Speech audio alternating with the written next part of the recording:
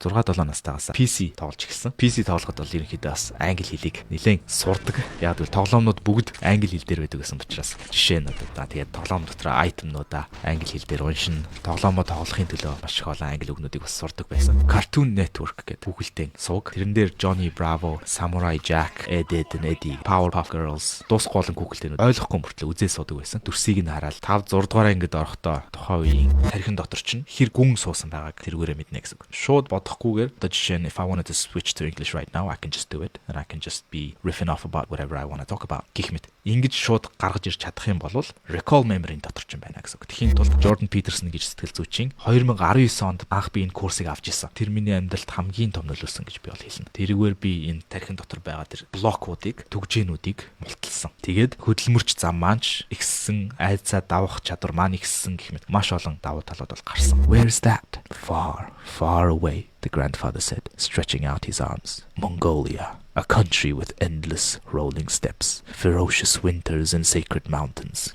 Өвөө нь хүүдээ 1913 онд Монголд богдхааны үед энэ өвөө цагаан дээр гээд алтан бурхныг олж аваад хамгаалаад чоннууд дайруулаад дээрэмчдэд дээрэмдүүлээд тийм адал явдалтай үлгэрийг жишээ нь бичиж байгаа. Дунд шатны хүмүүст тохиромжтой. Ойлгохгүй бүх өгүүлбэрүүдийг нь задаргаатай нь оруулна гэсэн. Тэгэхээр октоолоор нэг хичээлийг авах юм бол иймэрхүү өгүүлбэрүүд зөндөө орно. Бүтэн жилийн жишээ нь эрхийг нь авчих юм бол энэ жилийн хугацаанд нэлээд олон өгүүлбэрүүд ингэж орох болно. ChatGPT монголоор ярьдаг болсон байлаа. Жишээ болгоцгоё. Энэ ChatGPT байна. Сайн байна уу ChatGPT? Би англи хэл сурмаар байна. Мэдээж англи хэлний үндсэн дүрэн бол дараах зүйлүүдийг багтаана. Үгсийн сан, үгшвэрийн бүтээц, цаг хугацаа.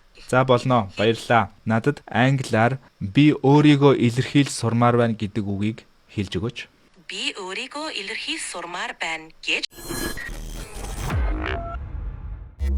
Зя сайн байцгаана уу? Би Оргил байна. Өнөөдөр энэ лайв дээр анх англи хэл сурсан түүхээсээ бас ярилцж, бүтлгүүцсэн түүхээсээ ч гэдэм үү те. Бас ярьж тэгээд асуулт байх юм бол бүгдээрээ сайхан асууя. Тэгээд асуулт орж ирэх юм бол дундаас нь хариулъя. Англи хэлийг анх King's Kids гэдэг нэртэй спортын төв ордонд сургууль байлаа. Бэлтгэл ангид явж байлаа анх. Тэгээд тэнцээ үсэг, ойр зуур үг гэх мэт зүйлсүүдийг заалгаад анх англи хэлийг тэнд үзэж эхэлж байлаа. Тэгээд миний хувьд нэг давуу тал нь манай одоо хоёр үеэл байдаг. Нэг нь надтай ажицсан, нэг нь надаас ах дүү хоёр байдаг. Тэр хоёр хоёлаа яг англиар ярьдаг орнуудаар амьдардаг байсан. Тэгээд зундаа монголд ярьдаг байсан. Тэр үед би бол англи хэл мэдэхгүй. Надад жицүү тэр үеэл маань болохоор бас монголоор нэлээд таархан ярьдаг яг Австралид төрөөд өссөн хүүхэд байсан болохоор бит хоёр хоорондоо ойлголцох гэж нэг нь монголоор нэг нь англиар яриад дохио зангаа тэгээд ерөөхдөө ойр зур. Манай яг үеэл маань монголоор бас ойр зур бол ярина. Тэгээд миний англи хэл бас ойр зур багсаг бас нэг өөрийгөө ойлгох гээд англиар бас үгнүүд хэлдэг байсан. Тэгэж анх тэр бэлтгэл анги тэр үеэл гэх мэт англи хэлтэй танилцж байла. Тэгээд 6-7 настайгаас PC тоглож эхэлсэн. PC тоглоход бол ерөнхийдөө бас англи хэлийг нэлээд сурдаг. Яг л тоглоомнууд бүгд англи хэл дээр байдаг гэсэн учраас жишээ нь одоо тий start game юу гэдэг нь тий settings зөндөө олон үгнүүдийг англи хэлээр сурна. Тэгээд тоглоом дотор айтемнуудаа англи хэл дээр уншин тоглоомоо тоглохын төлөө маш их олон англи үгнүүдийг бас сурдаг байсан. Тэгээд Cartoon Network гэдэг байдаг тийм ээ. Google-тэй сууг. Тэрэн дээр Johnny Bravo, Samurai Jack, Ed, Edd n Eddy гэл Powerpuff Girls дуусахгүй олон Google-тэйнүүд байна. Тэр Google-тэйнүүдийг ойлгохгүй мөртлөө үзээ суудаг байсан. Дүрсийг нь хараад үгнүүдийг нь сонсоол.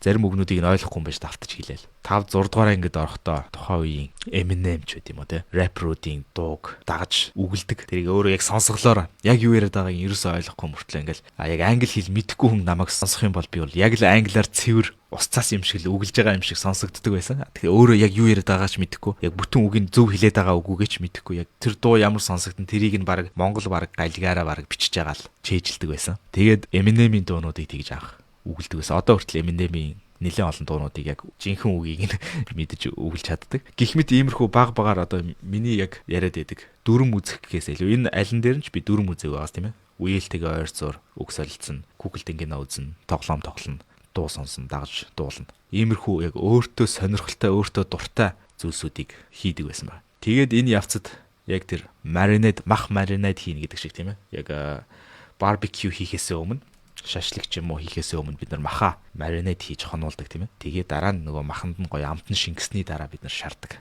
Тэгээ бас түрүүний англи хэл сурах тухай лайв подкастн дээр ярьсан шиг аяга угаахтаа бас бид нэр soak хийх буюу халуун ус хийгээд жоохон савн хийдэг ч юм уу. Тэгээ дифтэйгээд тэгээ дараа нь угаана гэдэг шиг дүрмийг дифтсэн хойно нь сурах хэрэгтэй гэдгийг ерөнхийдөө энэгээр илэрхийлэх гэдэг л да. Өөрийнхөө сурсан түүх болон миний анзаарснаар бас өөр англи хэл сурсан хүмүүсийг харахад одоо жишээ нь манай эхнэр тийм ээ сувд англиар маш сайн ярьдаг. C2 төвшөнд ч юм уу тийм мэрэгжлийн төвшөнд англи хэлний үгийн сан маш өндөр. Тэгээд гихтээ хизээч англи хэлний дүрм үзэж байгаагүй хүн сувд бол. Тэгээд англи хэлний дүрмээ өөрөө мэддэгчгүй. Одоо жишээ нь англи хэлний ямар нэгэн дүрмийг асуух юм бол сувд мэдэхгүй.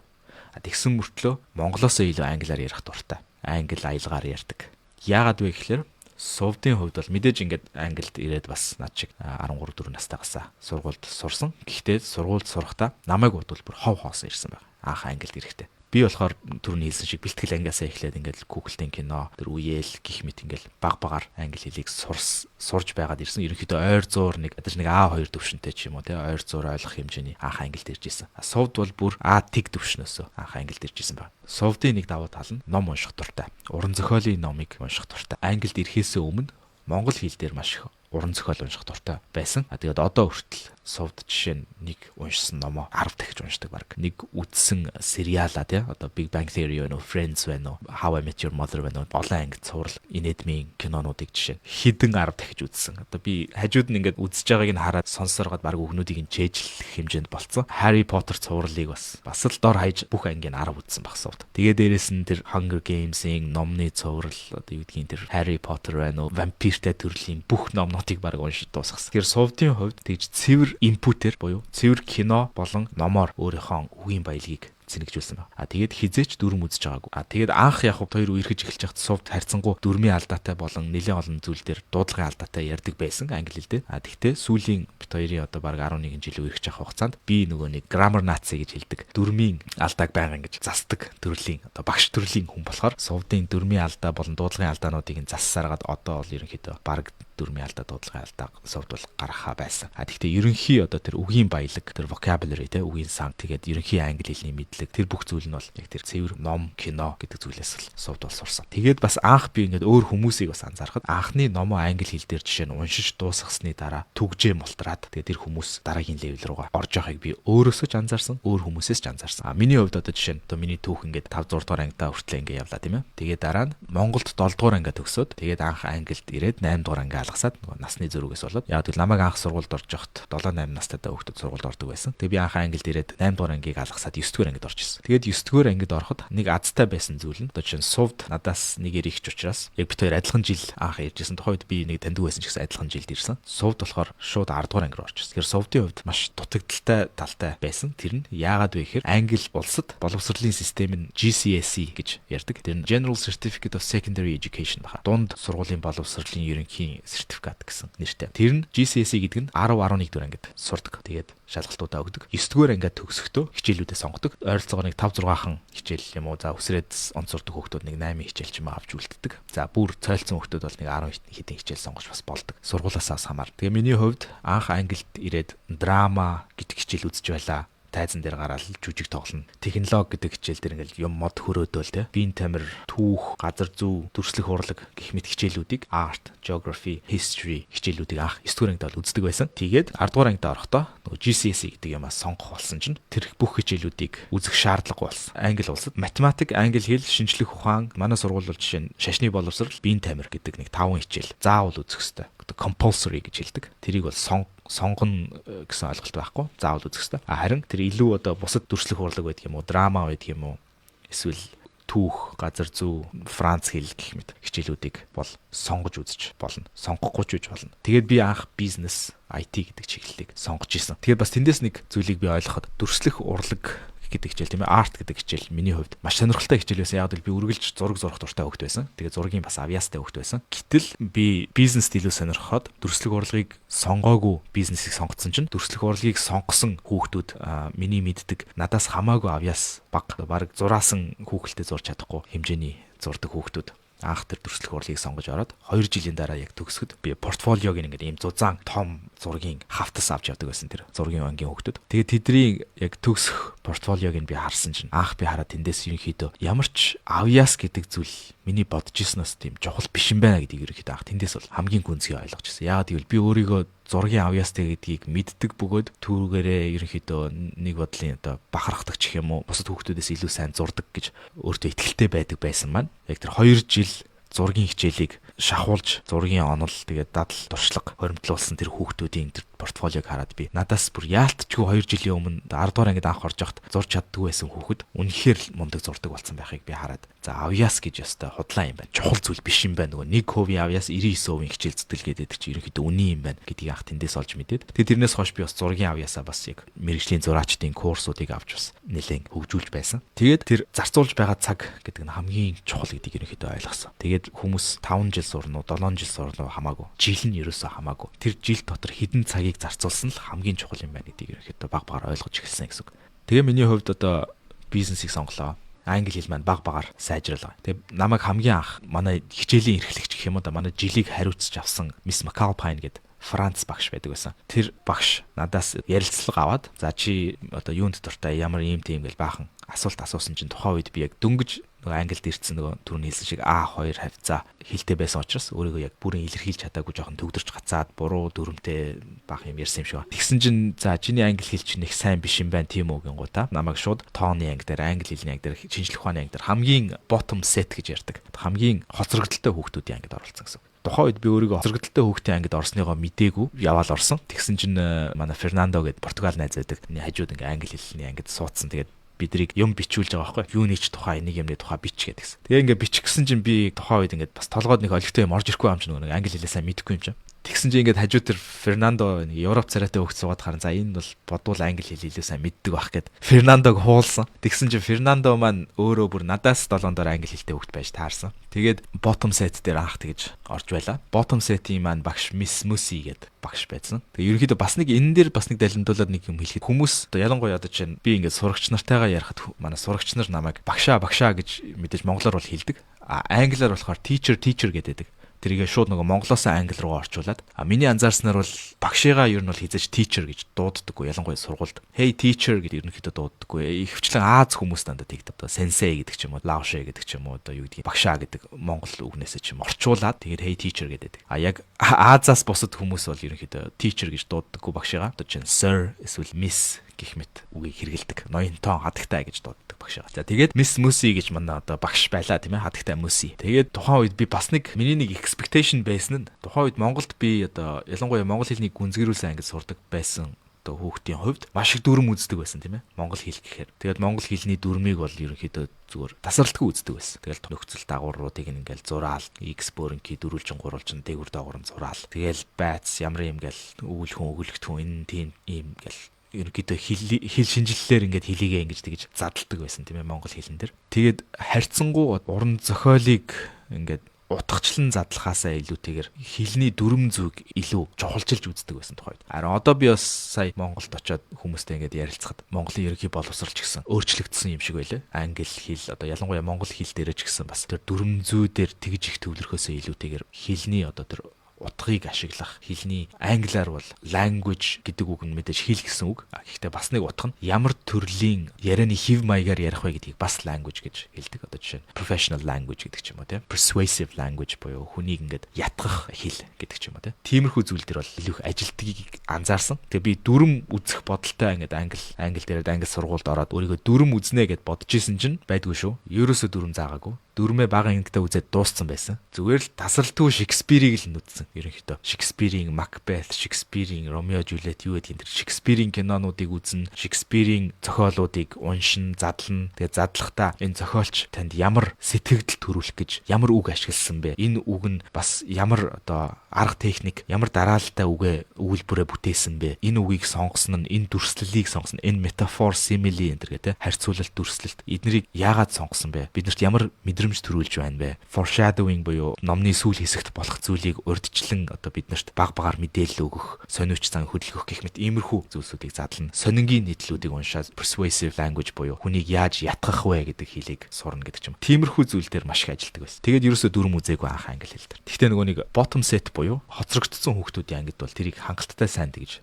үзэх байгаа. Маш энгийн төвшөнд тийм ээ. Маш A1 A2 B1 ч гэдэг юм уу. Тэр төвшөнд л англи хэлийг ашиглуулж байгаа. Тэгээд миний хувьд ингээд сурах хүсэл эрмэлзэл маш өндөр байсан. Тэгээд анханасаа бас нэг зөх хэмжээний суйртай байсан. Тэгээд цаашаа өөрийгөө одоо ингээд хөгжүүлэх тийм сонирхолтой бол байсан л та. Бас гэрте байх хугацаанд бол аниме үзэхдээ сабтайтлтай хэдэн зуун ангийг үзэл толь бичгээ эргүүлэл суудаг байсан. 20 секунд болгоно пауз дараал үгийг нь судлаад. Тэр манай тэр Австралид байсан үеэл надаа Dragon Keeper гэдэг нэртэй юм уран зохиолын ном өгсөн. Яг намайг англиэр ирэхийн өмнө тэр нэг хятад охины тухай луу тийжээдэг нэг тийм стори байсан л да. Тэр уран зохиолын ном нэг иймэрхүү зузаан одоо 300 удаатай юм уу. Тэрийг манай үеэл болохоор номын хинхэг төрөл хэл нь англи хэл. Нэг хоногийн дотор уншицсан гэж байгаа юм. Тэгээд надад өгсөн. Тэгсэн тэрийг нь би ангилд авчираад 1 жил уншсан. Яг эхний 1 жилдээ бол эхний 30 хуудсыг бол би за доор хаяж 50 удаа бол дахин уншсан. Ерөөс ойлгохгүй байгаа юм чи. Дээр нь ингээл орчуулгыг бичээлээ. Тэгэхээр миний бас нэг тэрнээс хойш яг тэр номыг уншснаас хойш одоо хүртэл өөртөө сануулдаг нэг зүйл нь би номон дээр дураараа бичдэг. Намайг яг гэвэл хүүхэд байхад Монголд номыг арсантай гүүрийн тэндээс хэрэгэлсэн номыг худалдаж аавна. Тэгээ хэрэгэлж дуусаад номоо буцаагаад зардаг байсан учраас номон дээр зурах бичгийг бол хүмүүс загиндаг байсан. Номон дээрээ зурдаг бичдэг хүүхдийг. Тийм учраас номоо ингэж гамтай хайрлах гэх мэт те. Ерөнхийдөө ном гэдэг чинь их ховрын бараач гэдэг юм уу те. Тийм утгаар номон дээрээ зурах бичих гэдэг зүйлийг бол маш дургуутсаж тэгж тийм хандлагатай байсан учраас анх би тэгж номон дээрээ нэг зураад байдаг бол байсан л да. Тэгээ дараа нь яг тэр англи хэлээр тэр номыг ингээд үнэхээр ойлгохын төлөө яг тэр номон дээр ингээд харандаа гарч болтгоо ингээд зурж байгаа дээр нь орчуулгуудыг тэр үг болгоныг доогоор нь зураад дээр нь орчуулгыг монголоор бичдэг ч юм уу. Тэгээ тэр ихний 30 хуудас бол битүү 2 үг алгасаал 1 үг болгон ингээл монголоор нь дээрээс нь ингээд сараачсан баахан орчуулгатай тийм. Ихний 30 хуудасанд битүү тэгээд дүүрсэн байсан. Ихний 30 хуудас дээр тэгж удаан гацсны эцэст яг хэдэн сар өнгөрч байгаа юм л да энэ хугацаанд дахин нөгөө нөтгөө уншаад байгаа учраас бас хичээл дээр очиод англиар ярихыг хичээж байгаа. Тэр нөгөө анимегаа үзээд ингээд сурж байгаа. Ингээд баг багаар ингээд нөгөө нэг яг миний тэр хүснэгт дээр харуулсан шиг англи хэл дээр зарцуулж байгаа төвлөрсөн цагаа ихсгээд байгаа байхгүй. Баг багаар 50 цагаар 100 цагаар. Тэгээд яг хагас жил тэгсний эцэст сүүлдээ за би ямар ч бас нэг 60% ч юм уу 60-70% нь ойлгоод ах шиг байна гэд. Тэгээд үлдсэн одоо тэр 30 хуудасаас хоошоо бол ахиж тэгж цагаа өрж dictionary дэж тойл бичиг харж тэр дээр нь бичгээ бол болоод зүгээр л баг ойлгохгүй ч байсан хамаагүй барагцаагаар контекстээс нь ойлгож байгаад ч хамаагүй ингээд тэр номыг уншаад дуусгая гэдэг зорилго тавиад тэр үлдсэн хуудсуудыг нь 70% ч юм уу нэг заримдаа нэг 50% 60% зарим хэсгийг нь илүү сайн 80% ойлгочдөг ч юм уу. Тэгээ нэг дунджаар нэг 70% ойлгоод тэр номыг уншаад дуусгасан. Тэгсний дараа миний нүд чих хоёлаа онгойсон. Unlock хийсэн.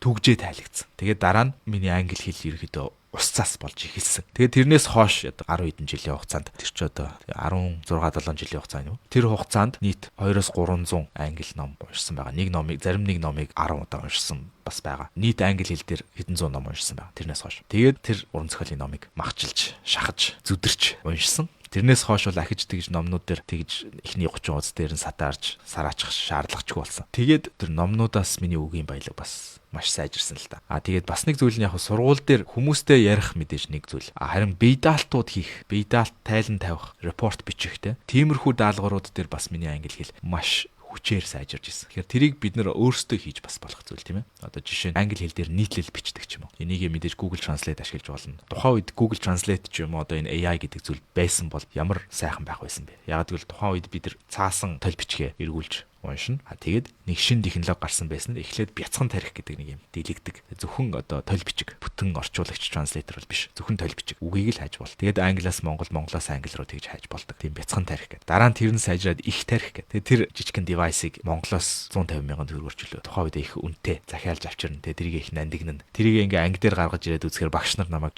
юу девайс оролдоод байгаа юм гэхээр энэ dictionary юм аа гэж тайлбарладаг байсан. Тэгсэн дараа нь бас яаж итлэн сакс тоглож байгаа сургуулийнхаа uniform формыг тайлаа тавьсан байсан чинь карманд нь нөгөө нэг их тарих маань байсан. Тэгсэн чинь нэг хүүхэд миний тэр сургуулийн формыг тэр их тарихтай хамт хулгаалцсан байсан. Дараа нь би формо 0-ийн өрөөнд дотроос олж исэн. Даанч дотор нь миний тэр их тарих байхгүйсэн. Тэгээ би дотроо их харамссан бүр. Үнэхээр харамссан. Ягаад гэвэл тэр миний амьдралд үнэхээр чухал зүйл байсан. Тэгээд тэрийг хулгаалсан хүүхэд нь гой девайс олчлоо доо гэж бодсон боловч тэр сургууль би ганцаархнаа монгол хүүхэд байсан учраас тэр девайсыг ашиглаж чадах ганцхан л хүүхэд тэнцээ байсан тэр нь би тэр хулгайлсан хүүхэд тэрийг ерөөсөө ашиглаж чадаагүй байна. Тэрэндээ бол жил гаруй харамссан тэр их тархийг ахиж олж авч чадахгүйсэн. Тийм учраас энэгээр юу хэлэх гээд байна гэдэг нь яг одоо цагт та биднэрт AI байна тийм ээ, хиймэл оюун ухаан байна. Биднэрт Google Translate байна. Биднэрт Grammarly гэдэг үнгүү таны дүрмийг засаад өгдөг Chrome extension ч гэдэг юм уу тийм байна. Ийм их үнгүү хэрэгслүүд байхад англи хэлийг бол сурах нь цэвэр таны өөрийн санаачлаг, өөрийн хичээл зүтгэл, өөрийн тэр зориг, ирмэлзлээс хамаарж ийн гэсэн үг тийм ээ. За дахиад бас мэдээж англи хэлний анх сурж исэн, дараагийн түвшин руугаа орж исэн хөгтөө болон сонирхолтой түүхүүд бас байгаа л да. Тэрнээсээ бас ярилцъя. Тэрнээсээ өмнө нэлээд олон комментууд орж ирснээс уншицгаая. Лайв хадгалчих тэхүү please гэн. За харин хадгалцдаг ч юм билээ юу гэж бодож байна. Энэ лайвыг хадгалах уу? За soft output-ыг яаж хийсэн бэ гэн. За input-ээ бол soft тэгж хийсэн байгаа тийм. Маш их хэмжээгээр ном уншсан, кино үзсэн. Output-ээ болохоор мэдээж англид амьдарч байгаа хүний хувьд бас найзуудтай байгаа. Найзуудтайгаа hang out хийн. Ажил нь сувд бол одоо жишээ нь 16 настайгаас хойш ресторан тоогооч хийсэн. Бараг 10-аас олон жил тоогооч хийсэн хүн. Тийм учраас ажлын газрын хүмүүстэйгээ бол байнга ярих шаардлагатай. Найзуудтайгаа ярина гэх мэт. Тэр мэтэр одоо жишээ нь бит хоёр үерхэд бараг 11 жил болох хугацаанд 50% монгол англи хольж ярьдаг. Заримдаа цэвэр англиар хоорондоо ярьцдаг гэх мэт. Иймэрхүү output бол бас байдаг. За олон ангид кино болон ном уншаад гэж хариулсан байна. Сайн нэр output гэдэг асуултанд.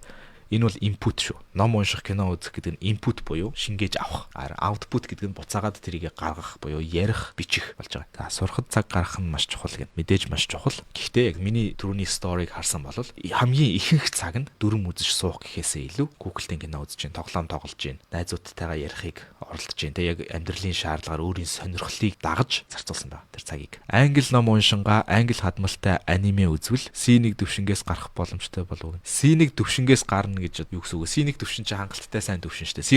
C2 руу орохыг ярьж байгаа юм болоо. Тэр энэ бол нэг юм байгаа. Одоо чинь хүн турхад те. За 40 кг илүүдэл жинтэй байлаа гэж бод. Миний байх ёстой жин 76-аас 80 кг байлаа гэж бодъё те. Миний өндөртэй ингээд харьцуулаад үзэхэд. Тэгэхэд би 110 кг жимтэй байсан бол надад 10 кг турах маш амархан тийм ээ. Харин за би аль хэдийн 75 кг гэж бодъё. 75-аас 10 кг тураад 65 руу орох. Тэр 110-аас 100 руу орох хоёр асар их ялгаад. Нэг нь хамаагүй хичээл зүтгэж шаардна. Одоо жишээ нь за би 65 кг байсан бол гэж бодъё. Тэгэх юм бол би дахиад тэндээсээ 60 руу орохын тулд би миний баг өөх байхгүй болчин тийм ээ. Тэгээд тэр сүүлийн тэр гизний 6 болчин ч гэх юм уу тэрийг гаргаж ирэх тэр сүүлийн болчин тэр сүүлийн одоо өөх хамгийн хэцүү хайлдаг. А яг тэрэн шиг түрүүний бас тэр топ 1%, топ 1% хүмүүсийн тухай ярихад бас хамгийн хойноос буюу хамгийн доор 0 цэгээс топ 80% руу орох бол маш амархан. Подкастны дээр жишээлжсэн те 6хан дугаар ороход та дэлхийн хүн амын 80%-ийг подкастаараа хаяад топ 20% руу орно. Та 20хан подкастын дугаар хийхэд топ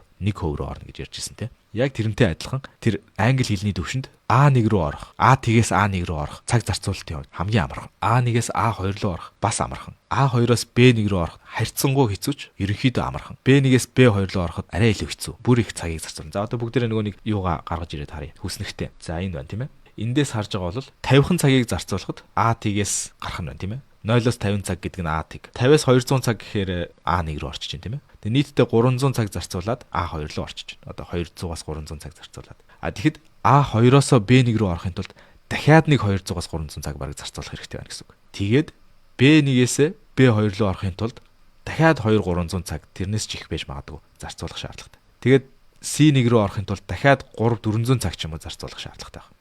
Магадгүй C1-ээс C2 руу орохын тулд дахиад 500 цаг зарцуулах шаардлагатай байж магадгүй. Гэх мэт. Тэгээд C2-оос цаашаага өөр юу гэдгийг бүр төгсөрсөн төвшин гэх юм уу бүтэн мастрын хэмжээний дэлхийн топ хэмжээний 100000 цаг зарцуулсан одоо бүх аялгаар ярьдаг ч байт юм уу бүх эртний англи хэлийг мэддэг дүрмийг нэнзэн тайлбарладаг профессорын хэмжээнд хүрэх ч байт юм те энэ нь ингээд цаашаага нөгөө нэг тэр 100000 цаг руу ороод явчихна гэсэн. Дахиад олон мянган цаг зарцуулах шаардлагатай гэсэн үг. Аль хэдийн C1 рүү орчихсон хүн бол дараагийн шатууд руу ороход бүр их цаг зарцуулна гэсэн үг. Тэгэхээр энэ бол ингээд явандаа бүх амьдралаараа сурах зүйл болчихж байгаа. Тийм учраас миний хувьд одоо хүртэл би англи хэлийг сурсаар байдаг. Одоо хүртэл би монгол хэлийг ч сурсаар байдаг. Шин монгол хэлний мэдгүй үгнүүд гарч ирдэг. Бас монгол хэлийг ашиглаад миний одоо өөрийгөө илэрхийлэх зөв зэгцтэй ярих одоо илтгэл тавих чадвар ч гэх юм уу тийм. Энэ маань өөрөө давхар дан ганц монгол хэл англи хэл гэлтгүүгээр ерөнхийн ингэж чадвар маань бас хөгжиж дуустгүй учраас байнга хөгжүүлж идэг зүйл. Тэгэхээр C1 төвшнөөс цаашаа бол ерөнхийдөө санаа зовох шаардлагагүй зүгээр л байнгын нөгөө нэг цагаан бүсний менталитеттэй буюу beginner mindsetтэй сурах хандлагатай байх хэрэгтэй гэсэн үг. Харин өөрийгөө хандлаа гэж бодох юм бол B2 дээр ч юм уу, B1 дээр ч юм уу, C1 дээр ч юм уу аль нэг төвшин дээр очсон хойно хандлаа гэж бодох мөчөөс эхлээд гацна гэсэн үг. Plateau гэж зүйл байдаг тийм ээ. Гацдаг. За, өдөр бүр хэл сурах цаг, гарга, оролдлого маш чухал. Шаардлага тавиад бас заавал өдөр бүр гिचглэр нөгөө нэг өдрийгөө алгасчих юм бол урам хугарч бас магадгүй. Тийм учраас бас өөртөө тавьж байгаа шаардлагыгаа бас зөв зохицуулах хэрэгтэй. Миний хувьд би бас өмнө ингээд ярьжсантай зуршлыг суулгаад тууштай байхын тулд одоо жишээ нь жилийн 365 хоног байхад би эхлээд өдөр болгон буюу 365 хоног тасралтгүй хэл сурдаг байна гэж бол маш хэцүү. Тэрний оронд 0 өдөрт нь буюу хизээч хэл сурдаггүй байх юм бол бас хэцүү. Ямар ч үр дүн төрөхгүй тий. Тэгэхээр магадгүй жилийн 365 хоногийн 50-д нь хэл сураад өнгөрөөдөг хүн болох. Тэгээ дараа жилд нь ч юм уу 100 хоногт нь ядаж хэлээ сураад өнгөрөөдөг хүн байх. Тэгээ тэрний дараа жилд нь магадгүй 365 хоногийн 150 хоногт нь хэл сурж өнгөрөөдөг хүн байх. Тэгээ магадгүй 4-5 жилийн дараа нэг мэдэхэд 200 хоногт нь ч юм уу 6 жилийн дараа 300 хоногт нь ч юм уу нэг мэдэхэд 7-8 жилийн дараа өдөр болгон хэл сурдаг тийм тууштай хүн болцсон байх ч юм билүү те. Иймэрхүү хэмжээний урт хугацаагаар амьдралын хэв маяг суулгаж байгаа учраас миний хувьд маш урт хугацаагаар энийг бодож ингэж нэг өдөртөө алгасах, магадгүй нэг сараар орхигдуулах. Тэрэн дээр бол би ингэ харамсдаггүй ерөөсөө. Энэ чинь миний бүх насаараа хийх зүйл учраас түр жижигхэн саад гарсан байна. Энийгээ яаж давах вэ гэдэг л хандлагаар хардаг гэсэн үг.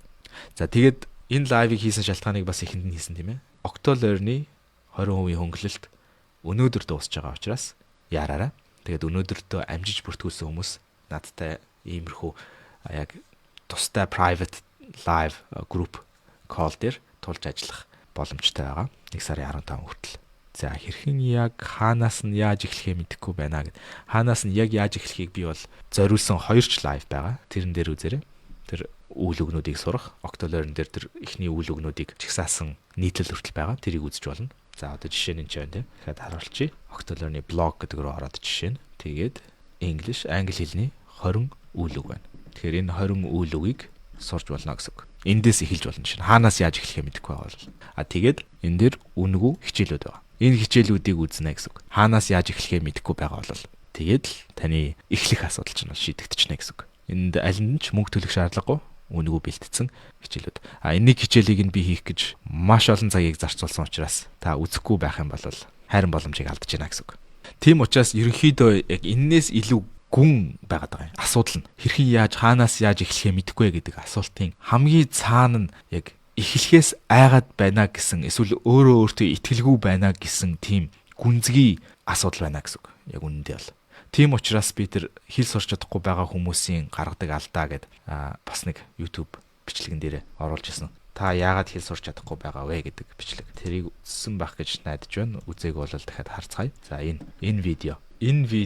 Энэ видеоны хамгийн ихний хэсэг буюу баг ихний 5-10 минут нь яг энэ дээр зориулсан байна. Яагаад гэвэл гол асуудал нь энэ байгаа. Тэр өөртөө итгэл, өөрийгөө чадна гэж бодох, итгэл тэр авьяасгүй гэж боддог хүмүүсийн яг авьяас нь яг юу юм бэ гэдгийг ойлгох. Энийг ухаарсан хүн ерөнхийдөө unstoppable буюу зогсоошгүй болно гэсэн үг. Одоо жишээ нь миний хувьд оргил гэдэг хүнийг хэл сурах гэдэг сэдв дээр зогсоошгүй. Намайг миний тарих ажилчил байгаа бол миний нүдийг ч сохолсон би чихээрээ хэл сурна. Миний чихийг ч дүлээрүүлсэн би магадгүй хуруугаараа тэмтрээд ч болтгоо би хэл сурна. Тийм учраас тийм болох нь илүү чухал. Хаанаас яаж эхлэх вэ гэдэг нь эхлэхээс имиж байгаа айдсыгаа давах нь илүү чухал. Тийм учраас түрүүний хэлсэн шиг миний харуулсан шиг тэр үнэгүй хичээлүүд бол зөндөө байна. Анхан шатны дөнгөж эхэлж байгаа хүмүүс зориулсан үнэгүй хичээлүүдийг би өөрөө бэлдэж тавьсан байна. Заавал миний хичээл гэлтгүй өөр хүмүүсийн ч бас зөндөө олон хичээлүүд үнэгүй хичээлүүд YouTube дээр ч үгүй юм уу байгаа. Эсвэл дэлгүүрээс ороод анхан шатны ном аваад унших гэх мэт сонголт бол хязгааргүй тийм ээ. Нэгийг нь сонгоод тэр айдсаа гол нь давах нь илүү чухал байдаг. Тэхийн тулд бас энэ миний зарчмын дагуу тайлбарлаад байгаа. Дүрмийг эхэлж үзэх шаардлагагүй. Дүрмийг эхэлж үзнэ гэдэг нь дэвтээгүү хатаад наалдсан хончгсон хайруулын тавган дээр наалдчихсан хоолыг зүлгээд байгаатай адилхан. Тэрийгэ дэвтээх хэрэгтэй. Тэгжиж дүрмээ үзнэ. За анхаарал төвлөрөө сайжруулаарай залуусаа гэнэ яг үнэн. За би яг нас бас 30 нэмэх болохоор өөрчлөлт байх шиг байна гэнэ.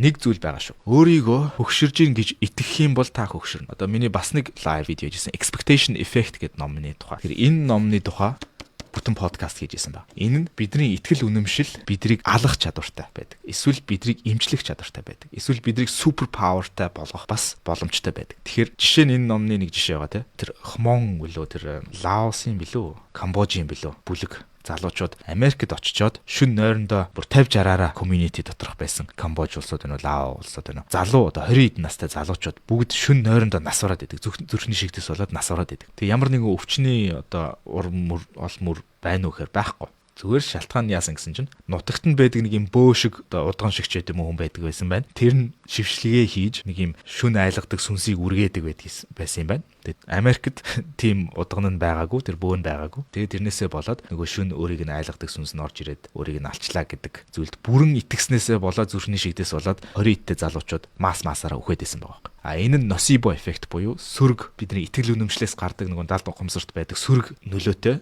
итгэл үнэмшил. Пласибо эффект гэхээр бид нар юунд итгэн эерэг зүйлээрээ пласибо эффектийн жишээ гэх юм бол өвдөгний хагалгааг өвдөгн гимтэлтэй хүмүүс 3 бүлэгт хуваагаад өвдөгний хагалгаа хийсэн. Нэг бүлэгт нь яг бүтэн өвдөгний хагалгаа хийсэн. Нөгөө бүлэгт нь хагас заслалт хийсэн. 3 дахь бүлэгт нь хагалгаа хийгээгүй зүгээр л арсыг нь зүсээд буцаагаад ойчихсон. Хагалгаа хийсэн юм шиг дүрсгээд тэр хүнд бас наркоз өгөөд гэхдээ хагалгаа хийгээгүй зүгээр л арсыг нь зүсээд буцаагаад ойчихсон. Гэтэл арсаа зүсүүлээд буцаагаад оюулсан хагалгаа хийлгээгүй хүмүүс маань хүртэл идэгч гсэн байгаа байхгүй. Яагаад гэвэл тархин өөрөө хагалгаанд орсон гэж итгэсэн учраас пласибо эффектээрээ идэгсэн гэсэн. Тэгэхээр энэ нь хамгийн чухал зүйлээ гэд би яриад байгаа. Тэр хэл сурахад байна уу? Ерөнхийдөө түгжээг мултлахад тэр өөрийн итгэл үнэмшлээ солих нь илүү чухал. Би авьяастай хүн гэж нэгдүгürt итгэчих юм бол та авьяастай болчихно. Хоёрдугаарт би одоо хөгшин хүн гэж итгэх юм бол та хөгшин хүн болчихно гэсэн. Тийм учраас Стив Кауфман гэж одоо миний YouTube дээр олон жил үзэж байгаа урам зориг авдаг полиглот хүн байгаа. Тэр энэ хүн байна. Одоо 80 гаруй настай 60 наснасаа хойш 10 хэдэн хэлийг маш өндөр түвшинд сурсан хүн.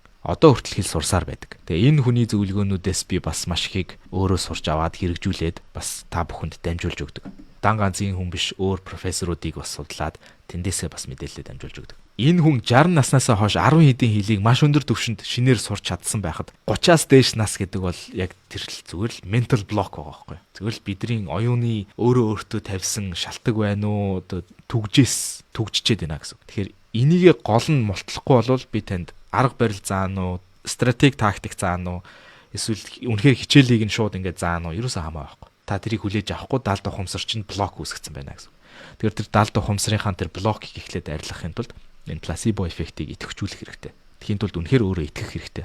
Харин яаж итгэх вэ гэхээр нэг давуу талтай зүйл нь одоо миний энэ зориулж хийсэн тэр үнэгүй хичээлүүдийг үзэхэд үнэхээр блок нь гарч байгаа хүмүүс хэдэн мянгаар доор нь комментэн дээр нь байгаа таван шар сурч чадахгүй байна гэж бодож исэн хэлийг нь англи хэлийг нь франц хэлний ч гэсэн хичээл байгаа. Үнэхээр амархан ойлгомжтой болтол ингээд тайлбарлаад өгч байна. Тэгэнгუთ тэр блок чинь баг багаараа гарна гэсэн. Тэгээд эцэст нь бүтэн курсын жишээ авах юм бол тэр блок чинь бүр ивдэгдээд англиар устсаас болохыг үүсэхгүй гэсэн үг. За анхан шатанд ямар ном уншвал зүгээрээ гэнэ. Анхан шатанд унших зориултын номнууд байгаа. Бас удахгүй октоолорн дээр анхан шатанд зориулсан бас өгүүлэлгүүдийг би тайлбартай оруулна. Дууны үгнүүдийг бол хэдийн оруулсан байгааг та бүхэн харсан байх гэж найдаж байна. Солонгос киног English subtitle-тай үзвэл input нөлөөлөх болов уу гэнэ. Мэдээж солонгос хэлээ мэддэггүй. Тэгээд тэрийг ойлгох ганцхан арга нь тэр англи хэлний subtitle нь болвол мэдээж англи хэлээр л юм уншиж байна л гэсэн үг шүү дээ. Тэгэхдээ давхар солонгос хэлний баг зэрэг input бол орж байгаа баг. Тэглээгээд мэдээж алдах зүйлгүй. Энэ бол жишээ нь би тэр анимег олон зуун анги ингээд 20 секунд болгонд пауз дараад төл бичиг хараад суудаг байсан үе маань аниме ч мэдээж япон хэлээр ярьж байгаа тийм ээ. Доор нь англи сабтайтлыг нь уншдаг байсан. Тэгэхээр миний хувьд бол тэр бол input хангалттай болж чадсан. Маш олон үгийг би гэж анимегээс сурч байсан. Анхан шатны А1 төвшний хүнд санал болгох олон ангид кино санал болгооч гэнэ. Олон ангид кино А1 төвшин дээр бол ерөнхийдөө олон ангид кино үзээд ойлгохгүй л бах та. Хүүхдийн хүүхэлтэй үзсэн дээр бах. Бараг улаан малгатын үлгэрч юм уу те. Магадгүй тэндээс ихсэн дээр бах. Япон дуу оруулахтай анимег English subtitle-тай үзвэл үр дүн хэр байж чадахыг түрүүн хэлсэн. Мэдээж үр дүнтэй. Гол нь Япон хэлээрээ зөвхөн ойлгодог хүн бол тэрийг японоор үзээд англи subtitle-ыг тоохгүй байх юм бол тэр бол англи input биш болчихно гэсэн үг. Харин Япон хэлээ мэдэхгүй тэр гол англи subtitle дээр төвлөрж үзэх юм бол тэндээсээ яг ном уншиж байгаатай л адилхан. Гэхдээ ном уншиж байгаас ч юм уу эсвэл бусад хичээлүүдээс илүү сонирхолтойгоор input-ийг авч ийна гэсэн үг. Би бол олон зуун цагийг тэгж зарцуулсан. Маш олон зуун анимегийн ангиудыг тэгж үзэж анх англи хэлний input-ийг бол авч байсан. Хай сайн байна уу? Октоолорны сургалтын мэдээлэл сонирхож байна гин. Окей, танд би мессежээр явуулъя. англи хэл сураад хэдэн жил болж байгааг бэ гэнэ. Мөнх баяр гэж залуу шинэ үзэж байх шиг байна тийм үү. Дөнгөж сая лайв ихэндээ бол би хэлсэн англи хэлийг 20-с дээш жил бол үзэж байна. А яг англи улсад бол 15 жил амьдарч байна. Нийт англи хэл дээр зарцуулсан цаг маань бол 20-30 мянгаас их. Тэгэхээр яг англи хэл гэдэг зүйлийг бол би бол мастер хийсэн гэдэгтээ бол бүрэн итгэлтэй хэлж чаднаа. За дууны үгээ тогтмол оруулж байгаарай баярлаа гэн. Тийм бодолтой байгаа. Төлөвлөгөө байгаа. Яванда Octolearn дээр 100-аас олон дууны үгнүүд англи хэл дээр ганц гэхэд орох тийм зорилготой байгаа. Өөр бас хэлүүдээр Франц, Герман, Орос юу гэдгийг хэлүүдээр бас Испанч гэх юм те орох зорилготой байгаа. Энэ бол баг багаар явуулах ихсгэх каталог. За өөрөөсөө илүү левел бүхий зүйлийг хэрхэн ялах эсвэл сурах вэ гэнэ. За энэ тухай яг тааруулж би бас өмнө зөвлөгөө өгч ирсэн тийм ээ. За жишээ нь их сургуулийн профессорын лекцийг англи хэл дээр сонсъё гэж бодъё тийм ээ. Яг цэвэр ойлгох гээд үзэх юм бол төвшин чинь хангалттай хүрэхгүй бол шантарна, урамгүй, юу ч ойлгохгүй юм чинь ямар урам байх вэ тийм ээ. Тэгэхээр тэр зорилгоо өөрчлөх хэрэгтэй. Жишээ нь А2 левелтэй ч юм уу B1 левелтэй хүн их сургуулийн профессорын лекцийг сонсож байгаа бол мэдээж тэн дээр гарч байгаа яриа нь маш гүнзгий төвшний, маш нарийн хиллэгүүдийг ашиглаж дүрмийн одоо гүнзгий үйлбэрүүдийг ашиглах баг. Тийм учраас тэрийг цэвэр ойлгох зорилготой байвал бүтлгүүт нь харин төвлөрж байгаа зүйл нь тэр хүний аялгыг аль болох сонсож дуурайх ч байт юм тийм. Эсвэл тэр хүний хэлж байгаа үгнүүдийг нь салгаж сонсох гэх мэт иймэрхүү тустай зорилготойгоор дасгал болгож сонсох юм бол үр дүнтэй. Тэгэхгүй их сургуулийн профессорын лекцийг мэдхгүй хэлээрээ сайн сураагүй хэлээрээ үзээд ойлгохыг оролдоно гэдэг нь би одоо UFC руу давхиж ороод цагаан бүстэй хүн хар бүстэй мундаг мэрэгжлийн зодончин одоо чинь Хабиби эсрэг зодолдоод өөрийгөө ялна гэж бодож байгаатай адилхан delusional буюу хит мунхаг үйлдэл болно гэсэн. Тэгээд тэрнээсээ шантраад тэгээд би юу бүтэхгүй юм байна гэд болно гэсэн. Тийм учраас comprehensible input гэж би баян хэлээд байгаа тийм ээ. Ойлгох хэмжээний унших зүйл, сонсох зүйл гэсэн.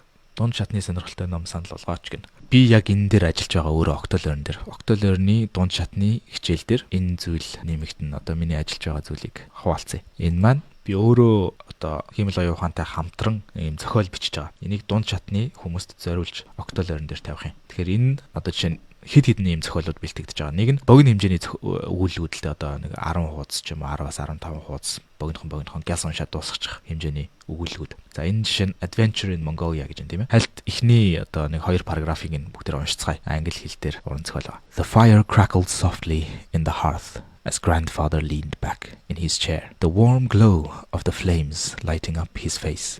Энийг бас би доор нь өгүүлбэр бүрийг нь задаргаатай дүрмийн задаргаатай тайлбар бас оруулах байгаа. Тэгээд бас сонсонгоо унших боломжтой гэсэн үг. Одоохондоо бэлтгэж байгаа. The boy, no older than 10, sat cross-legged on the floor, eyes wide with curiosity. The cold wind howled outside, but it was quiet inside the room except for grandfather's deep, steady voice. Now listen closely, my child, grandfather began, stroking his long grey beard. What I'm about to tell you happened a long time ago, back when I was a young man. In 1913, I was in a place so wild and free, it felt like stepping into another world, the land of the eternal blue sky. The boy's eyes lit up. Where's that?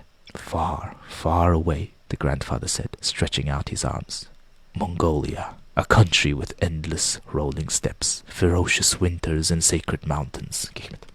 Өвөө нь хүүдээ 1913 онд Монголд очиж байсан адал явдлынхаа тухай ярилцсан. Богд хааны үед энэ өвөө цагаан дээр гээд алтан бурхныг олж аваад хамгаалаад чоннууд дайруулаад дээрэмчдэд дээрэмдүүлээд тийм адал явдалтай үлгэрийг жишээ нь бичиж байгаа. Дунд шатны хүмүүст тохиромжтой. Ойлгохгүй бүх өгүүлбэрүүдийг нь задаргаатай ямар дүрм ашиглаж энийг тайлбарлав. Энэ өгүүлбэрийг бичүү гэх мэт задаргаатай нь оруулна гэсэн. Тэгэхээр Octolearn нэг хичээлийг авах юм бол иймэрхүү өгүүлбэрүүд зөндөө орно. Тэгэхээр бүтэн жилийн жишээ нь эрхийг нь авчих юм бол энэ жилийн хугацаанд нэлээд олон өгүүлбэрүүд ингэж орох болно. Тэгэхээр инпутээ авах боломжтой гэсэн. Бас тэрнээс гадна 30 ярианы дасгалын видео хичээлүүд байгаа тийм ээ. Тэр үнэгүй хичээлүүдийг маань үзсэн байх гэж найдаж байна. Заавал үзнэ баярлаа. Аниме үзэж байна гэхээр би бас Japan хэлний инпуттэй болж байна гэсэн үг юм байна шүү дээ тий. Тэгэхээр англи хэлээ үзээд чадвал хажуугаар нь Japan хэл сурах боломж надад байгаа юм байна тий.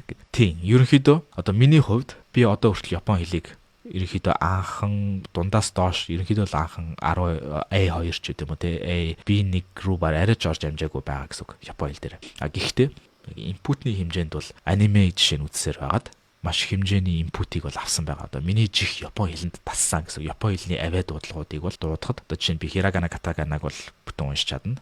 Тэгээд бас нэг 100 ханз бас гадарлана. Тэгэхээр хангалттай input байгаа гэсэн үг. Яванда би Япон хэлэн дээр яг бүтэн сезоныг зориулж те 100% төвлөрч орох бодол байгаа. Тэр хүртэл одоохондоо би ингээд англи хэлээ заах иймэрхүү бэлтгэлээ хийх юм тустай юм. Одоо төвлөрч байгаа зүйлүүд дээр ажиллах явцсандаа түрүүнийх шиг дэвтэж байгаа гэсэн. Япон хэл дэвтэж байгаа гэсэн. Миний тархин дотор хятад хэл ч гэсэн бас дэвтэж байгаа. Энэ хэлүүдийг баг багаар би бол өдөр болгон шахуу баг багаар нэг 5-10 минут ч болдгоо давтдаг. Тэрүүгээрээ би дэвтэж гинэ гэсэн. Тэгэхээр аниме үзснээрээ англи хэл сурангаа Япон хэлийг давхар цаанаа дэвтэж гинэ гэсэн. Арын халаасандаа төр байлгаж агаад дэвтэж байгаад англи хэлээ үз дуусчаад Япон хэл рүүгээ ороход хангалттай инпуттэй орно гэсэн. Иймэрхүү давуу талтайгаар одоо би олон хэлийг зэрэг сураад байдаг. Гол нууц нь бол энэ гэсэн үг. Бүгднгийн одоо чинь өдөрт би 8 цаг суугаад нэг хэлийг 1 цаг сууж үзнэ гэж бол байхгүй тийм ээ. Гэхдээ гудамжинд явж байхдаа дуу сонсдог ч юм уу. Гэх мэт иймэрхүү дэвтэлтийн дасгалуудыг байнгын хийж идэг гэсэн үг. Сайн уу сэтгэл засалчаас зөвлөгөө авсан туршлага хаваалцч болох уу? Хэр удаан зөвлөгөө авсан бэ? Зөвлөгөө авах ямар байсан бэ? Монголын нийгмийн сэтгэл зүйг хэрхэн хардаг вэ? За Монголын нийгмийн сэтгэл зүйг бол би яг гаднаас л харж байгаа юм л да тийм. Мэдээж 2 сар л очиж ирсэн. Тэгэхдээ эх 25 онд бол Монголд бүр очиж амьдрах төлөвлөгөөтэй байгаа. Төлөвлөгөөд ёсны дагуу болох байхаа гэж найдаж байна. Уул энэ жил Монголд очиж амьдрах гэжсэн боловч шинэ нялх хүүхэдтэй болоод тэгээд төр хойшлуулсан байгаа. Тэгээд хүү маань 1 нас хүрэхээр ерөнхийдөө Монголд очиж бүр суурьшиж дор хаяжныг 2 жил ч юм уу байх төлөвлөгөөтэй бол байгаа. Тэгээд төлөвлөгөө ёсны дагуу болох байхаа гэж найдаж байна. Монголын нийгмийн сэтгэл зүйг гэхээр тэгэхээр гадны одоо нүдээр ч гэдэм үү те гаднаас нь ингээд харахад бол контентоор л би бол харж байгаа. Тэгээд мэдээж хүмүүстэй ярилцсан. Тэгэхэд сэтгэл зүйн боловсрал нь бол маш дээшилж байгаа харагдсан. Одоо жишээ нь trauma гэдэг үг бол маш тренд болсон байна. Хүн болгон traumаг ойлгодог, мэддэг, зохих хэмжээндээ мэддэг болсон байна. Допамин гэдэг үгийг бол маш олон хүмүүс мэддэг болсон байна гэх мэт. Хүний тархиныхаа тухай ерөөхдөө сэтгэл зүйн тухай илүү олон хүн мэддэг болсон байна гэсэн үг. Энэ бол миний хувьд бол маш баярлууштай зүйл. Яагаад гэвэл одоо жишээ нэг удаа би Бадрал сэтгэл зүйчтэй подкаст хийх гээд зочин болгож өрөхөд комментэн дээр нэг хүн толгойтой болгон сэтгэл зүйч болсон байх юмаа гэсэн коммент орж ирсэн. Тэр хүнд би хариулахдаа бол сэтгэл зүйн мэдлэг гэдэг маань бид бүгд тарихтай бид бүгд сэтгэл зүйтэй учраас сэтгэл зүйн мэдлэг бол universal байх ёстой мэдлэг буюу хүн болгон мэддэг ёстой байх ёстой зөх хэмжээнд тэг хүн болгон мэддэг байх ёстой мэдлэг. Яг л үсэг мэддэгтэй адилхан. Одоо энгийн тоо нэмж хасч чаддаг байхтай адилхан. 1600-аад онд ч юм уу 1700-аад онд Монгол улсад бол бүр 1900-аад оны ихэр ч юм уу үсэг мэддэг хүн маш цөөхөн байсан тийм ээ. Тэгэхээр тэр хэмжээнд нийгэм нь ямар байсан бэлээ? Маш дорой байсан тийм үү. Тэгэхээр олон хүн үсэг мэддэг боллоо гэд асуудал гэсэн үг биш. Харин ч нийгмээрээ хөгжиж гин гэсэн үг. Яг тэрнтэй адилхан сэтгэл зүйн мэдлэг Монгол улсад бол хөгжиж байгааг би бол илт харж байна. Тэр энэ бол маш сайн. Монголыг бодвол сэтгэл зүйн мэдлэг ингэж хөгжиж байгаа биш орнууд зөндөө байгаа. Тэгээд яг өөрөө очиод амьдрахаараа бас илүү зүйлсийг сурах бах, илүү зүйлсийг олж анзаарах бах. Сэтгэл зүйчээс авсан зөвлөгөөх юм бол би харамсалтай нь ганцхан удаа сешн авсан. Ганцхан удаа сэтгэл зүйчтэй яг ярилцсан. Монголоос яг буцах цаг маань төгчөөд байсан учраас амжаагүй уул нь 2-3 цагийг захиалсан байсан ч гэсэн амжаагүй. Гэхдээ миний хувьд надад нөлөөсөн гол зүйл нь тэр сэтгэл зүйчтэй ярихын тулд өөрийгөө би илэрхийлэх шаардлагатай болно тийм ээ. Өөрийнхөө асуудлыг ил гаргаж тайлбарлах шаардлагатай болно. Тэр бад өөрөө сэтгэл зүйн одоо эмчилгээ гэх юм уу, засал гэх юм уу, сайжралт гэх юм уу тэрэнд хамгийн том нөлөөлдөг зүйл бол тэр гэж би бодож байна. Өөрөө аль хэдийн асуултаад болон асуудлаа тодорхойлоод ил гаргаад амаараа хэлэх юм уу цаасан дээр бичих. Тийм учраас одоо чинь би Jordan Peterson гэж сэтгэл зүйчийн self author хаа. Тийм нэртэй бас курс байдаг. Тэрэн дээр өөрийнхөө намтрыг бичээд өөрийнхөө ирээдүг бас бичдэг. Тэрэн дээр айл болох их хэмжээгээр бичих хэрэгтэй. Хинч уншихгүй юм шиг өөрийнхөө бага насны түүхийг болон одоо юу гэдгийг тэр том дурсамжуудаа болон ирээдүйн одоо яг нэг ирээдүйн тухай хэд хэдэн асуултууд өгнө. Тэгээ тэрэнд нь ингээд айл болох олон параграфыг бичих хэрэгтэй байдаг. Тэрийг би бичсэн тэр миний амьдралд хамгийн том нөлөөлсөн гэж би бол хэлнэ. Тэрүүгээр би энэ түрний яриад байсан тэр тархин дотор байгаа тэр блокуудыг түгжээнүүдийг мулталсан. Тэгээд одоо энэ хөдөлмөрч зам маанч ихссэн айдас маанч багаар дарагдсан айдсаа давах чадвар маань ихссэн гэх мэт маш олон давуу талууд бол гарсан. Тэмдэглэл дээр намтраа бичнэ гэдэг нь бас амархан зүйл биш. 2019 онд анх би энэ курсыг авч исэн. Тэгээд 2021 онд хальт нэг хэдэн хуудас бичсэн. Тэндээсээ маш их үр дүн авсан. Тэгээд дахиад пауз аваад 2023 онд байна уу? Дахиад нэлээд бичсэн. Тэгээд тэндээсээ дахиад баахан үр дүн авсан. Одоо магадгүй дахиад тэр курс руугаа би эргэж ороод дахиад намтраасаа болон ирээдүгөөсөө илүү их бичих шаардлагатай байна. Одоо ч гэсэн. Тэгээд тэндээсээ дахиад үр дүн авах гэж бодож байна. Яг л тэр намтраа бичнэ гэдэг ер нь тийм амархан зүйл биш байлээ. Үнэхээр цутмаар зүйл байлаа. Хамгийн одоо жишээ нь тэр травма авч исэн үе байдаг ч үгүй юм уу тийм. Хамгийн тэр дурсамжуудыгаа ингээд дийлгэж тавих. Тэгээд тэр чинь бас оюуны хөдөлмөр орно тийм ээ. Сэтгэл хөдлөлийг айгүйх emotionally taxing буюу эмоцноос ч айгүйх такс аавна гэсэн үг. Гэхдээ үр дүн нь бол гайхалтай байсан. За анхан дунд гүнзгий шатанд санал болгож байгаа номнуудын худалдаанд гарвал Монголд English номнуудын хавар байдаг мэдээж e-book байгаа л та бодит хэвлэмэл ном e-book ялгаатай санагддаг мэдрэмжийн хувьд. Би бас өөрөө бас англи хэлний тийм унших, input авах номнуудыг очиж байгаад бас одоо энэ саяны сторинуудаас ч юм уу тий хэвлэх бас бодолтой бас байгаа. Сургалт ямар төвшөнд орох вэ гэн сургалт анхан шатны төвшин байгаа, дунд шатны төвшин байгаа одоогийн байдлаар. Яванда илүү агсан шатны төвшингүүд нэмэгдэнэ. Сонирхолтой дүрм сайтай инпутээ сайжруулахаар сонгох олон англи кино санал болгооч гэн. Ерөнхийдөө классикууд байгаа л да тийм ээ. Friends байна, How I Met Your Mother байна, Big Bang Theory байна, Young Sheldon байна гэх мэт. Яг тэр sitcom-нууд үзэх хэрэгтэй гэсэн үг. Sitcom-нууд өдөр тутмын яриа маш их явагдана. Тэгээд ерөнхийдөө яг ярианы хиллэгүүдийг маш ихээр инпут авах болно. Өөрөө маш сайн ойлгодог гэхдээ ярихдаа уг нь орж ирэхгүй юм уу эсвэл өөрийгөө илэрхийлж чадахгүй юм. Яавал дээр вэ гэн. Тэгэхээр нүунийг тархин дотор чинь хоёр төрлийн ой санамж байгаа гэдээ би хэлчихсэн тийм ээ. Нэг нь таних төдий ой санамж буюу recognize төдий ой санамж. Нөгөөх нь recall хийж чадах ой санамж буюу шууд бодоод гаргаж ирч чадах ой санамж. Тэгэхээр тэр үгнүүд байна уу тэр өгүүлбэрүүд тархин дотор чинь хэр гүн суусан байгааг тэргээрээ мэднэ гэсэн үг. Шууд бодохгүйгээр одоо жишээ нь if I wanted to switch to English right now I can just do it and I can just be riffing off about whatever I want to talk about. Гэх мэт. Ингэж шууд гаргаж ирч чадах юм бол энэ чинь таны тархинд гүн суусан байна гэсэн үг. Par exemple, si je veux parler en français, je veux m'exprimer assez bien aussi гэх мэт. Шууд ингэж толгой дотор байгаа англиэр нөө франц хэл байна ингэж гаргаж ирэх чадвартай байна гэдэг нь recall memory-ийн дотор ч юм байна гэсэн үг. Тэхийн тулд хангалттай recall-ыг давтах хэрэгтэй гэсэн үг. Яг recall гэдэг нь юу вэ гэхээр шууд тэр толгой дотроос гаргаж ирэх, бодол дотроос шууд ухаж гаргаж ирэх. Эхэндээ маш их гацна. Шууд би одоо ингэж энэ түүхний ихэнд хэлсэн тийм ээ миний англи хэл ямар байсан ямар сторинуудыг давсан ичнээ их махчилж нүдсэн тэрний эцэст би энэ ч үржээд байгаа тийм ээ. Тэгэхээр яг ингийн тулд энэ ур чадварыг бас тусгаалan давтах хэрэгтэй гэсэн үг. Recall. Тэрний нэг давуу тал нь Octo-learn дээр би заах гэхээсээ илүү өөрөөр нь таньж сэтгүүлж өөрөөр нь англи өгүүлбэрүүдийг бүтээлгээд байгаа. Тэгээд өөрөө өгүүлбэрээ бүтээснийхаа дараа зөв байна уу буруу байна уу гэдгийг нь нарийн тайлбартай араас нь гарч ирдэг. Тэр систем нь тийм албаар тэгж зориултаар таныг англиар сэтгэж сурах гэж заадаг юм шин сургалтыг бэлдсэн байгаа. Өөрөө маш сайн ойлгодог гэдэг нь одоо нөгөө нэг marinade буюу тэр дифтэлтийг хангалттай сайн хийсэн байна гэсэн. А гэхдээ дифтсэн ч гэсэн нөгөө нэг сүүлд нь зүлгэх хэсгийг хийж амжааг байна гэсэн. Тэгэхээр давуу талтай одоо зүгээр л зүлгэх шаардлагатай гэсэн. Зүлгэх гэдэг нь тэр recall дасгалыг л хийх гэсэн. Recall гэдэг үгний утга нь одоо дуудаж гаргаж ирэх гэсэн. Толгой дотроосоо дуудаж гаргаж ирэх. За ямар LLM AI ашигладаг вэ? ChatGPT Cloud гэн. Би бол ChatGPT-г ашигладаг. За тэгээд ChatGPT монголоор ярьдаг болсон байлаа. Жишээ болгоцгоё. Энэ ChatGPT байна. Сайн байна уу ChatGPT? Би англи хэл сурмаар байна. Надад англи хэлний өнгөрсөн цагийн дүрмийг тайлбарлаж өгөөч. Мэдээж англи хэлний үндсэн дүрм бол дараах зүйлүүдийг багтаана. Үгсийн сан, үгшбэрийн бүтээц, заг хуудас, үеж үгийн курсор, зэрэгцүүлэг, зэрэгцэх өгүүлбэр, холбоо сүгс, нөхцөлт өгүүлбэр гэх. За болно. Баярлалаа. Надад англиар би өөрийгөө илэрхийлж сурмаар байна гэдэг үгийг хэлж өгөөч. Би өөрийгөө илэрхийлж сурмаар байна гэж орчуулах юм. Тэгэд орчуулаач. Зүгээрээ өөр туслах зүйл байвал хийжээрэй. Арай болоог байх шүү.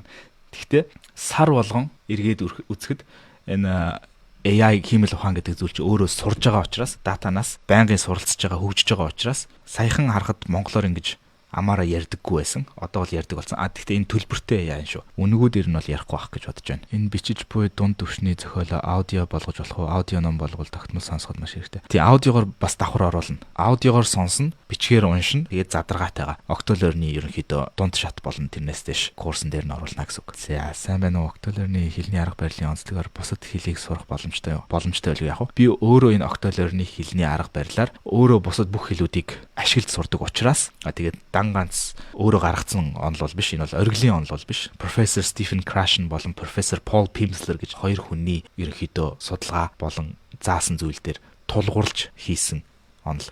Тэгээ энийг илүү судалмаар авах юм бол профессор Стивен Крашен болон профессор Пол Пимслер хоёрыг судалж болно гэсэн үг. Тэгээ тэрэн дээр нэмээд өөрийн оргилийн олон мянган цагийн туршлагыг хавсаргаад оруулсан гэсэн үг. Багшаа анхан шатны хичээлээ үзээд дуусч байгаа. Өгүүлбэрүүдээ яг таны бэлдсэн дистараллаар бол овоо хэлж сурч байна. Яванда дистараллаа өөрийн болгох байхаа. Жаргаж үзэж байгаа гялаалаа. Өгүүлбэрийн дистарал ер ойлгогдоггүй байлаа гэн. Маш сайн байна. Жавзаал одоо та чинь саяхан хичээл авсан байж гялс үзэж байна. Маш сайн байна. Яг энэ хичээрэл тэр хэлнийхаа цагийг хэлэндээ зарцуулж байгаа, төвлөрч зарцуулж байгаа цагаа ихсгэх нь хамгийн чухал болчиход байгаа. Эргээд нөгөө нэг энэ презентацийн бүгдээр нээх юм бол энэ нь юу вэ гэхээр би луужин гэж хэл. Энэ бол миний танд өгж байгаа луужин. Энэ цагийг би өөрөө судалгааны үүдэн дээр өөрөө бас судалгаанаас ингэж энэ хүснэгтийг өөрөө гаргасан. Энэ бол цэвэр луужин гэсэн. Яагаад энэ луужин болж байна гэхээр таны очих гэж байгаа одоо зорилгот уул байгаа гэсэн. Тийм ээ. Одоо таны очих гэж байгаа зорилго C2 төвшин гэж мэрэгжлийн төвшин буюу C2 төвшин гэж төсөөлцгөөе. Энэ бол таны очих гэж байгаа уул, алст байгаа уул. Магадгүй та яг одоо A2 дээр байгаа гэж бодъё. Энэ A2-оос тэр C2 руу хүрэх хүртэл маш урт хугацааг маш одоо урт замыг туулах нь байна тийм ээ. Гэхдээ энэ замд туулахад танд маш олон саадууд гарч ирнэ. Зүүрлж төрслөх юм бол гол гатлах шаардлагатай болно. Ой модон дундуур явах шаардлагатай болно. Манан татан заримдаа, бороо орон заримдаа гэх мэт. Заримдаа цас орно тийм ээ. Заримдаа магадгүй замд чинь чоннууд таарлагдчих юм уу гэх мэт. Маш олон саадуудыг та туулж байж тэр C2 гэдэг төвшин болох уулан дээр очно гэсэн. Замдаа шантрах үе маш их гарна, замдаа ядрах үе маш их гарна, замдаа нөгөө нэг уул нь харагдахгүй ай модон дотор ороод ингээд моднуудаар хүрээлэгдээд эсвэл манан татаад алсыг очих зорж байгаа газар чинь харагдахгүй байх үе байна. Тэр үед та луужингаа гаргаж ирээд за ямар ч байсан энэ чигт би алхаж байх юм бол ойртожил байх юм байна гэдэг итгэлийг өөртөө бадраана гэсэн. Яг тэр ой модонд ч юм уу тэр манан дотор төөрсөн хөлдөж өгөх гэж байгаа цас орцсон тэр үед одоо тэр хэл сурах процессны чинь тэр чанга үед хаашаач явахаа мэдэхгүй болсон тэр үед энэ хүснэгтийг эргэж хараад за би ямар ч хамаагүй нэг аргаар төвлөрч англи хэл дээр цагаал зарцуулъя. Цагаал зарцуулж байгаа цагт миний цаг 2-300-аас эхлээд 3-400, 5-600 гэд 7-800 гэд явандаа 1000-аас их цагийг би зарцуулчих юм бол англи хэлийг мэрэгжлийн төвшөнд хэрэгжилж чадах юм байна гэдэг итгэл үнэмшлийг өөртөө байнга сануулна гэсэн үг. Яагаад гэвэл энэ 1000 цагийг зарцуулахын тулд та доор хаяж нэг ганц 2 жил бол хэрэгтэй тийм ээ. Урт хугацаанд магадгүй олон жил ч хэрэгтэй болж магадгүй. Та хэр их цагийг тэр жилдээ зарцуулж байгаагаас хамаарат. Одоо жишээ нь би жүжицүүдээр тийм ээ. Одоо хүртэл цагаан бүстэй би цэнхэр бүсээ ч авч амжаагүй байгаа. Гэхдээ би жүжицүг бараг 7 жилийн өмнө хичээлж эхэлсэн. Тэгээд нийт яг матн дээр буюу нийт одоо доожо дээр дивжин дээр очоод бэлтгэл хийсэн цаг маань би яг тоолсон чинь ойролцоогоор 250 цаг байлаа. Тэгээд мэдээж видео бичлэг үзсэн цагуудыг тооцох юм бол нэмээд дахиад нэг 400-500 цагийг нэмж магадгүй. Тэгэхээр би нэг 700 цаг ч үгүй юм уу те ойролцоогоор жүжигчдүүдээр зарцуулсан байгаа. Тэгээд манай дасгалжуулагч маань маш чанга стандарттай байдаг учраас баргийн хүнд бүс өгдөггүй. Тэгээд манай одоо жишээ нь бэлтгэл дээр манай хамт бэлтгэл хийдэг залуучууд маань бүр жинхэнэ мэрэгжлийн алуурчин гэмээр амар мундаг залуучууд байгаа. Гэвч ихэнхэн цагаан бүстэй. Үнэхээр маш олон жилийг бүр маш олон зуун цагийг зарцуулж цэнхэр бүсийг авдаг. Дунджаар би анзаархад 200 цагийг зарцуулсан 2 жил бэлтгэл хийсэн хүн бол дунджаар цэнхэр бүсээ авчдаг юм байна. Миний цэнхэр бүсийг бол өгөөгүй л байгаа. Тэглээгээд миний хувьд ингээ шантраад би яагаад цэнхэр бүсээ авахгүй байна гэхээсээ илүү саяны энэ луужин шиг за би жүжигчдүүдээр цагаа зарцуулж байгаа юм байна. Тэгээд миний яг үр дүн бол дивжин дээр бол гарч байгаа. Нөхдүүдийг би бол хангалттай боодог. Бас намайг боох хүн бол маш цөөхөн. Цагаан бүстэй хүн намайг бооно гэдэг бол маш ховрын үзэгдэл. Иймэрхүү үр дүн байдаг. Тэгээд тэр цагаа өөрөө тооцоолж байгаа. Тэгээд дээрээс жүжицүү гэдэг зүйлийг би бүх насаараа хийнэ гэж мэдж байгаа. Итгэж найдаж байгаа. Би бүх насаараа хийх зорилготой учраас цэнхэр бүс авах зорилготой биш. Би хар бүс авах зорилготой биш. Хизээ нэг өдөр мэдээж хар бүс авах. Гэхдээ хар бүс аваад би жүжицүү хийхэ болчих юм уу үгүй. Тэгэхээр харин ч одоо байгаа энэ цагаан бүстэй үе шатыгаа би enjoyдж байгаа буюу нандинж байгаа гэсэн үг. Энэ үед надаас хинч ямар ч хүлээлт тавихгүй, хинч надад ямар ч дарамт шахалт өгөхгүй. Хэрвээ би хэнийг нэг дийлчих юм бол ямар мундаг цагаан бүстэй хүн бэ? Хэрвээ хэнийг би ялагдчих юм бол цагаан бүстэй хүн ялагдана уу? Тэр бол асуудал биш. Тийм учраас энэ хандлагаараа би жүжицүүгээ 7 хоногийн дор хаяж 2-3 удаа бэлтгэлээ хийгээл явж байгаа. Яг энэтэй адилхан хандлагаар хэл сурах дээр хандна гэсэн үг. Өөрөөр хэлбэл би жүжицүүдээр магадгүй өөр дивжинд очих юм бол аль хэдийн цэнхэр бүсээ авчихсан байж магадгүй. Тэглээгээд тэр дивжин дээр миний ур чадвар одоо байгаас илүү муу байх юм бол аль нь илүү чухал юм бэ? Би бүсээ солихгүй насаараа цагаан бүстэй ч гэсэн миний ур чадвар дэлхийн хүн амын 99%-ийг би өчж боох чадвартай байх юм бол тэрийг нь сонгоно гэсэн үг. За дунд шатныхын зориулсан сургалт байгаа юу? Байгаа шүү. За ерөнхийдөө цаг 20 минут ярьчихлаа тийм ээ. $165 багц аль төвшөнд хүрэх боломжтой вэ? $165 багц яг өнөөдрийг дуустал 132 болсон байгаа тийм ээ 20% өнгөрөөд. Энэ нь 1 жилийн туршид англи хэлний бүх хичээлийг үзэх боломжтой гэсэн үг. Одоо байгаа анхан шат болон дунд шат Тэгээд араас нь орох акшн шатны хичээлүүд нэмэгдэнэ. Энэ бүгдийг үзэх боломжтой гэсэн үг. Тэгэхээр ерөнхийдөө нэлээд акшн шат руу орох боломжтой гэсэн үг. Тэгээ одоогийн байдлаар байгаа хичээлүүдийг үзээд B2 төвшөнд бол хүрэх боломжтой. Цаашид C1-ийн төвшингүүдийн хичээлүүд ч нэмэгдэх болно. English хэлний human гэдэг үг, монгол хэлний хүмүүн гэдэг үг бас олон хэлний ижил дуудагддаг, бичигддэг ижил утгатай үгнүүд яаж ийм ижил байгаа юм бол гэнэ. Энэ бол миний болоод жинхэнэ бас nerd хийх дуртай сэдв. За одоо жишээ нь савн гэдэг үг тийм ээ. Монголоор савн гэдэг. Францаар юу гэдэг гэж? Savon гэдэг.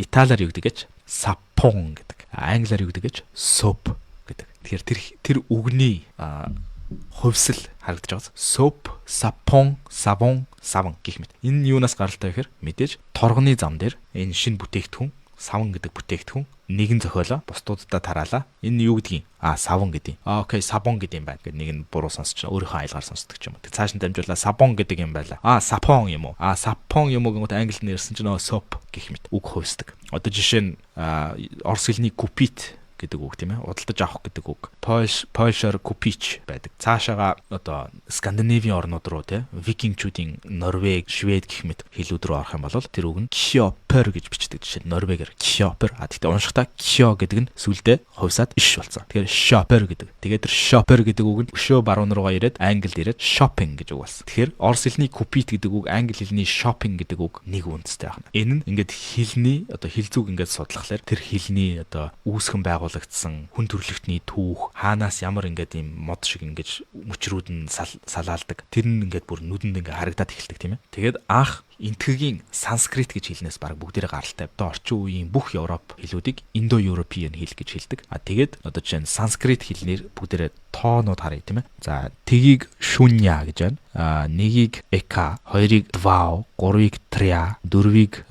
чатвара, тавыг панча. За би буруу дуудчих магадгүй би санскритээр бол ярьдаг байгаа шүү. Энэ нэгдүгürt үгсэн хэл орчин үед энэ хэлээр ярьдаг бол латин хэл шиг. Гэхдээ орчин үеийн энтхэг хэл болон орчин үеийн Европ хэлүүдийн үндэс нь анх хаанаас гарал үүсэлтэй гэвэл энэ хэлнээс гарал үүсэлтэй байна. Тэгэхээр одоо жишээ нь орос хэлний 2 гэдэг үг 2, 3, 4 гэдэг тря, чатвара явж байна тийм ээ. Одоо англи хэлний 2 гэж дууддаг ч гэсэн бичгтээ tво гэж бичдэг тийм ээ. Тэр нь энэ двао гэдэг үгнээс гаралтай байна. Бас орос хэлний два гэдэгтэй адилхан. Одоо жишээ нь францаар бол дүү тийм ээ гэх мэт. Одоо энэ шин тря гэдэг үг нь англи хэлэнд 3, орсоор 3, францаар 3 гэх мэт. Энэ бүх хэлүүд нэг адилхан язгууртай байна гэсэн үг. Тэгэхээр энэ бол хэлзүүг бас судлахад маш сонирхолтой зүйл. Саяны тэр хүмүүн гэдэг үг бас одоо миний бодлоор бол тэр нөгөө нэг хүннүү гэдэг үг үеийн гарал үүсэлтэй байж магадгүй. Орчин үед жишээ нь Hungary гэж улс байна тийм ээ. Унгар улс бас өвөг дээдс нь хүннүүчүүд.